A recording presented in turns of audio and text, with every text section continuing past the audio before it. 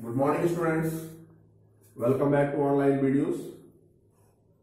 The last video of the session, that is the application of derivative. Some of the topic of the application of derivative already we have studied, like Rolle's theorem, Lagrange mean value theorems, and some videos were sent on maximum minima also.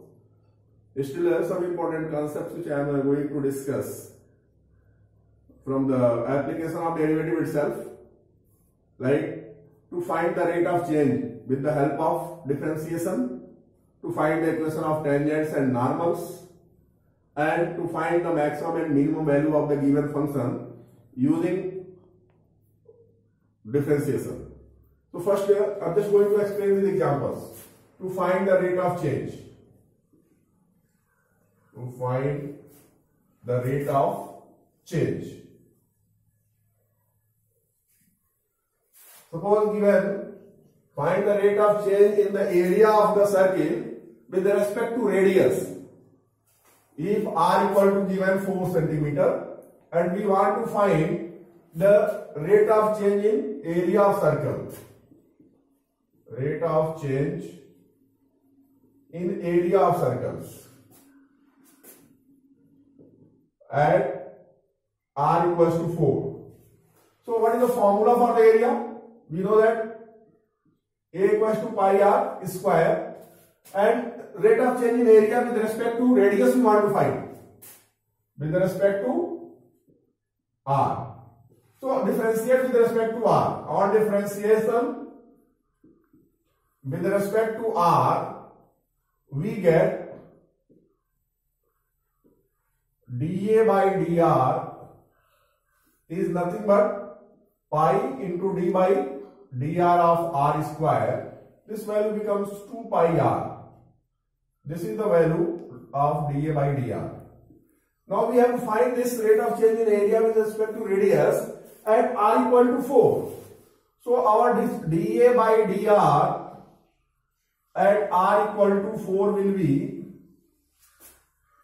2 pi into value of r is 4. So it becomes 8 pi centimeter square per centimeter. So in this way we can find out the rate of change in any of the quantity with respect to other quantities if those quantities are related in the formula. The next application of the derivative we shall see is to find the area, this equation of tangents and the normal to the curve. The next will be finding the equation of tangents and normal. Equation of tangents and normals. Another question arises here. What is the tangent to the curve?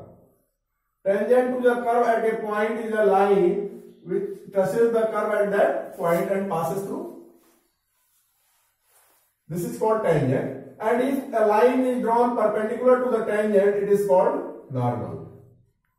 Tangent already you have studied in class 10th also. And if any line is perpendicular to the tangent at the point of contact, it is called normal.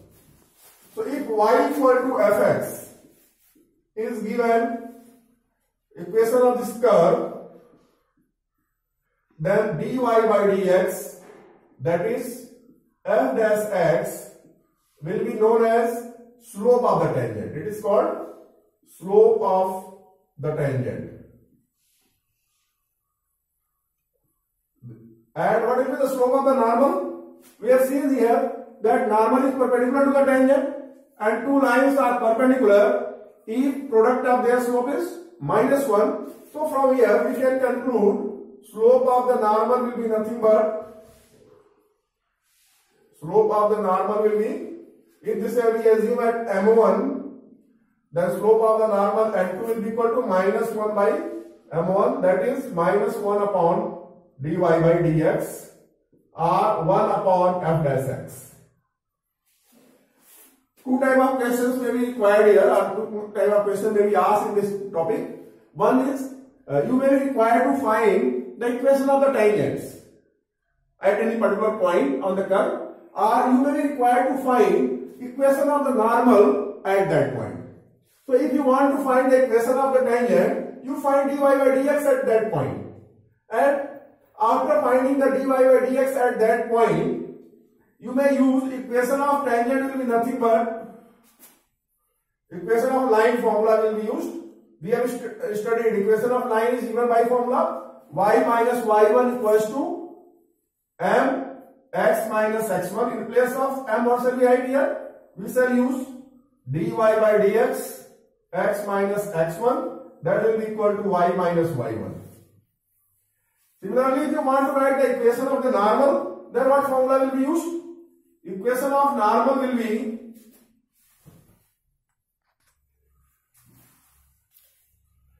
equation of tangent y minus y1 equal to 1 x minus x1 or y minus y equal to dy by dx x minus x1. Similarly, if you want to find the equation of the normal, what will you do? In place of dy by dx, you will write minus 1 upon dy by dx and you will get the equation of the normal. So you will be required to find the slope of the tangent at a point, slope of the normal at a point, and equation of tangent and equation of normal. So keep in mind dy by dx of any function represents slope of the tangent of the function or curve.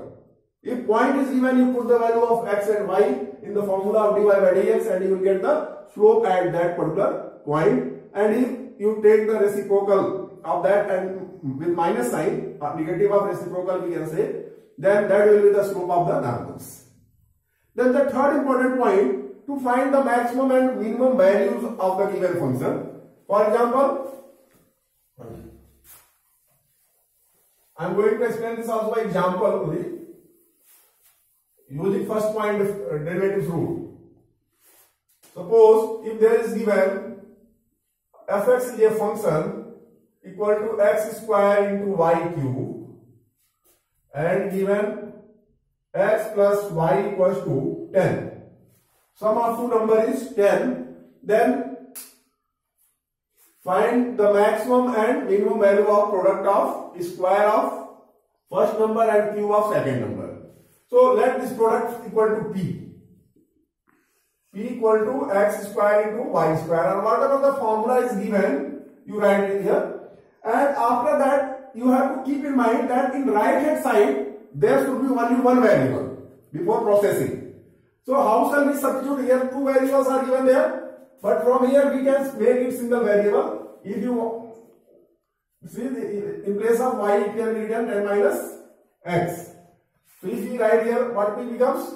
P becomes x square into 10 minus x whole cube. After converting the right hand side in single variable, we shall differentiate the given expression with respect to that variable. So keep in mind, first step is to change the single variable. For that, some conditions may be given in the question itself. Some of the numbers may be given. In case of the rectangle, perimeter meter may be given. Then you may be required to find maximum area. If area is given, you may be required to find maximum perimeter. Means the value which is given. Sometimes it will be given area of the figure is A. So A will be considered as constant. So whatever is given, if it is given in the form of literal, then also it will be considered A if it is given value. And the value which we are going to find, whether it is maximum or minimum, that will be the variables. So here what shall we do? We shall find first derivative of this.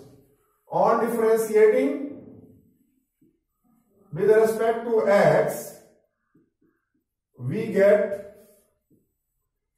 dp by dx equals to here x square into d by dx of 10 minus x whole cube plus 10 minus x whole cube into d by dx of x square. If we solve, it becomes x square 3 into 10 minus x whole square into minus 1 plus here 2x into 10 minus x whole cube. You should be expert in the differentiation. Already we have studied differentiation. Then keep whether you are going to find maxima or minima, in both the cases dp by dx or the first derivative is taken 0. At point of inflection or turning point, dp by dx becomes 0. So for maxima or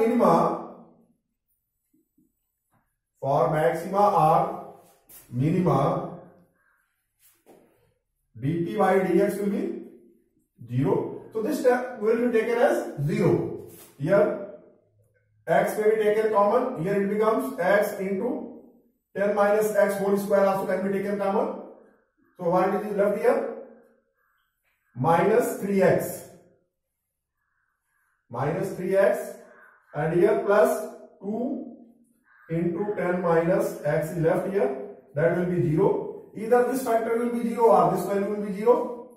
So if you solve, you will get this will be 0 if x equal to 10, x equal to 0, and from here if you solve, you will get 20 minus 2x minus 5x plus 20 equal to 0 or x equal to 4. So we have got these three value of x.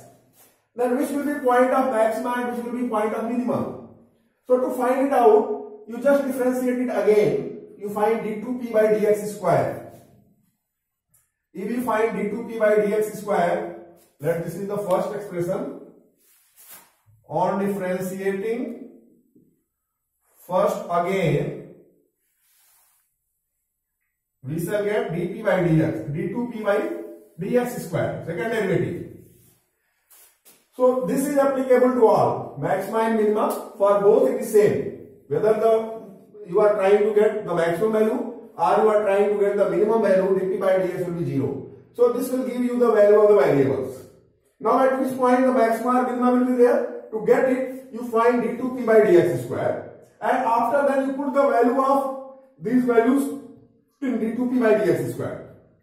If value comes positive, it is point of minima, and if value of second derivative comes negative, it means that value is the point of maxima. So at maxima, the d2p by dx square becomes negative, and at minima, the d2p by dx square becomes positive. And if you put that value in the original function, you will get the maximum and minimum values. So this is the concept which are used to find out the maximum and minimum value of a function. So using this concept, you may try to complete the remaining part of the application of the derivatives, and if doubt comes, you may ask in the campus classes as well as in WhatsApp group. Thank you.